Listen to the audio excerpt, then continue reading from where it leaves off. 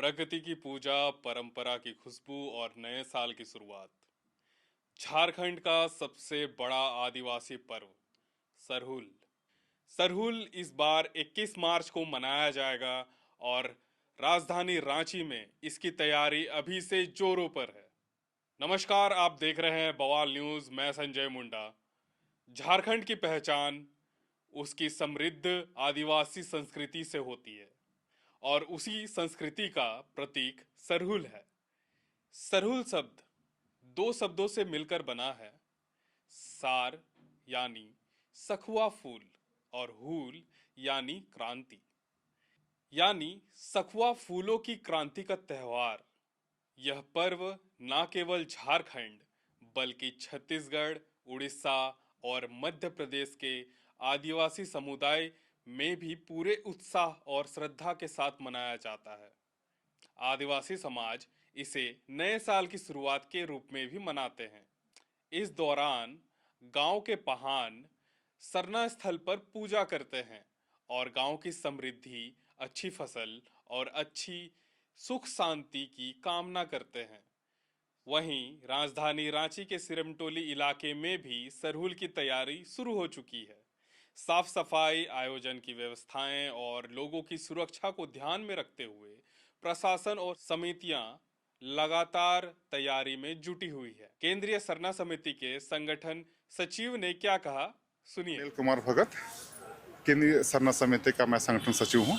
और इस सरहुल केंद्रीय सरना स्थल पर मैं जब छोटा था, संजो समय पढ़ता था, उस समय से मैं आता हूँ। तो सरहुल का इतिहास, जैसा कि आपने कहा, सरहुल आदिवासी शुरू से ही प्रकृति के साथ जुड़ा रहा है और सरहुल के लिए कोई निश्चित माह नहीं होता है।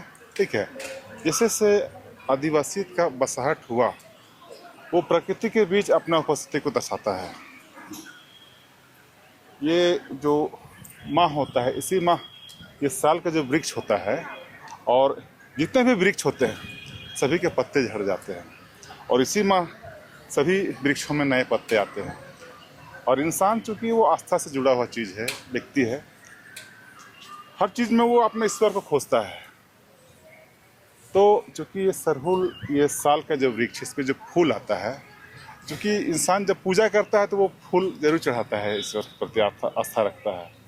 इसका जो फूल हुआ, इस फूल को उन्होंने तोड़ा और इसका पत्ता जो है, उस पत्ते में थाली के रूप में उसको उपयोग में लाया।